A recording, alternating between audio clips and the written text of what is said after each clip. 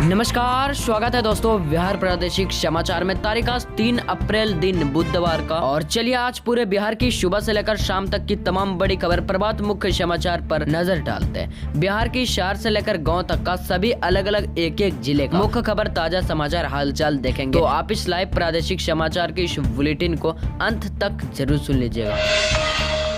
सबसे पहले देखिए, आपको पता ही होगा कि नए महीने वित्तीय वर्ष की शुरुआत हो चुके हैं और आज तो उसका तीसरा दिन है। आपको पता ही होगा कि जब नए महीने की शुरुआत होती है तो कई चीजें सस्ती महंगी, कई नियम में बदलाव होता है। तो आगे सब कुछ बताऊंगा आपको, एक एक करके। दवाई वगैरह भी कई महंगे हो चुके हैं। देखिए, बिहार में एक बार फिर से दवा महंगी हो गई है। करीब 1.5 माह पहले बिहार में दवाओं की कीमत बढ़े थे, लेकिन एक बार फिर से 1 अप्रैल से कुछ जरूरी दवाओं के दाम बढ़ गए हैं। ब्लड प्रेशर, खांसी, सर्दी, बुखार, दर्द, पेट और हार्ट अटैक से जुड़ी बीमारियों की दवाएं अब महंगी हो जाएंगे और ये नई दरें जो है वो 1 अप्रैल से लागू हो गया। यानी कि कुल मिलाकर के मैंने जो अभी आपको नाम गिनाया है, तो उन दवाओं की कीमत में इजाफा हो सकता है, कीमत बढ़ जाएगी। और आपको बता दें, बिहार में 1 अप्रैल से जमीन की खरीद बिक्री करना भी महंगा हो गया है। देखिए, सरकार ने जमीन खरीदने और बेचने के नियम में बदलाव कर दिया है और आपको जमीन के कुछ दस्तावेज वगैरह अब महंगा मिलेगा। तो जमीन खरीदना और बेचना अब आपको महंगा पड़ेगा।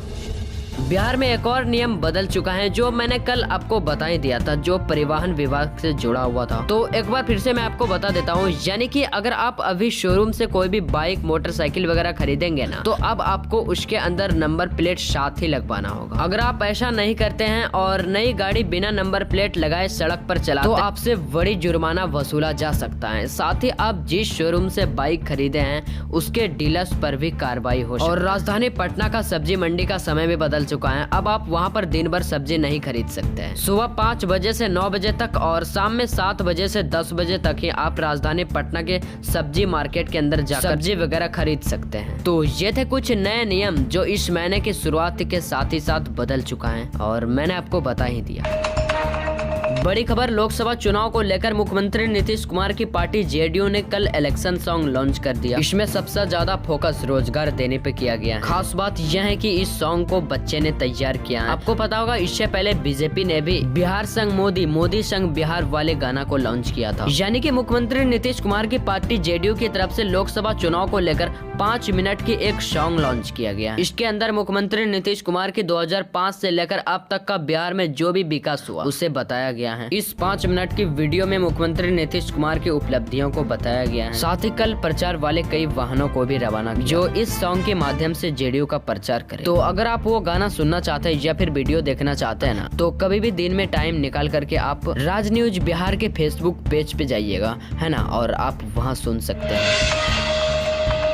और बिहार के सरकारी शिक्षक और छात्र छात्राओं के लिए बड़ी खबर सामने आ रही है। आप ध्यान से देख लीजिए। शिक्षा विभाग का बड़ा पटना हाईकोर्ट ने राज्य के नियोजित शिक्षक को बड़ी राहत देते हुए कहा कि सक्षमता परीक्षा में फेल होने या फिर परीक्षा नहीं देने पर भी अपने पद पर बने रहेंगे। हाईकोर्ट के इस फैसले से राज्य के लगभग 3.5 लाख नियोजित शिक्षक को बड़ी राहत मिली है। यानी कि देखिए, बिहार के नियोजित शिक्षक को राजकर्मी बनाने के लिए एक सक्षमता परीक्षा लिया गया। उसके बाद लगातार खबर उठने लगी कि क्या जो शिक्षक इस परीक्षा के अंदर फेल हो गया या फिर ये परीक्षा नहीं दिया तो क्या उसकी नौकरी चल जाएगी। तो इस पर कल पटना हाईकोर्ट ने बड़ा फैसला लिया। तो इस पर उन्होंने कहा कि ऐसा कोई भी बात नहीं है, सभी शिक्षक अपने काम पर लगे रहेंगे।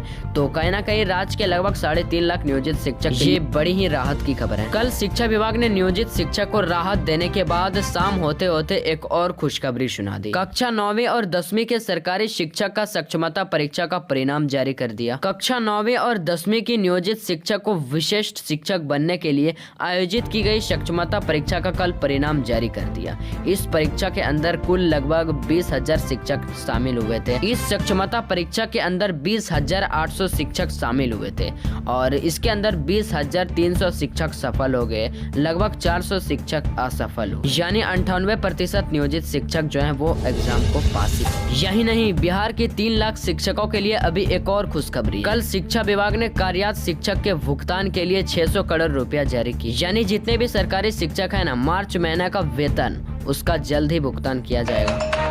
कल समस्तीपुर जिले के अंदर 500 एकड़ में लगे गेहूं का फसल जलकर राख हो गया। दरअसल समस्तीपुर जिले के अंदर कल मंगलवार को अचानक गेहूं की फसल में आग लगी की इस घटना में 500 एकड़ में फैला गेहूं का फसल जलकर राख हो गया, जिसमें किसानों को लाखों रुपए की क्षतिग्रस्त नुकसान हुआ है। लगभग 4 घंटे की मशक्कत के बाद आग पर काबू पाया गया। अगलगी की इस घटना के बाद किसान काफी उदास हैं, क्योंकि गेहूं का फसल लगभग अब कटने को तैयार हो चुका था। लेकिन इस अगलगी की घटना ने लोगों की उम्मीद पर पानी फेर दिया। और इसी के साथ इस वीडियो को यहीं पर देते हैं विराम। अपने दोस्तों, मित्रों, साथियों, भाइयों बहनों तक इस खबर को शेयर करके जरूर पहुंचाइएगा। और वीडियो में लास्ट तक बने रहने के लिए आपका दिल से धन्यवाद। चलिए मिलते हैं कल न्यूज बुलेटिन के साथ। तब तक के लिए जय हिंद, जय भारत, वंदे मातरम साथियों।